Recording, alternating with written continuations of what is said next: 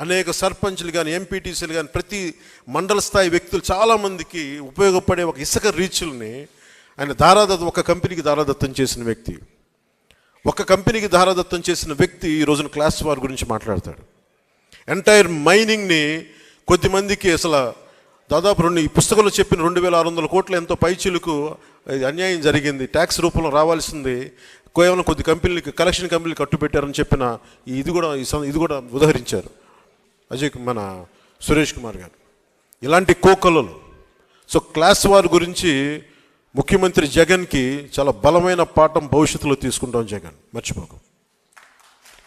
ఏ అమరావతినైతే, ఏ ప్రజలనైతే, ఏ ఆంధ్రప్రదేశ్ ప్రజలనైతే మీరు హింసించారో, ఏ ప్రజలనైతే మీరు విధ్వంసానికి గురి చేశారో, జీవితాలని చిన్న భిన్నం చేశారో, గుర్తుపెట్టుకోండి జగన్. భవిష్యత్తుని మిమ్మల్ని కాలర్ రాస్తాం, గుర్తుపెట్టుకోండి.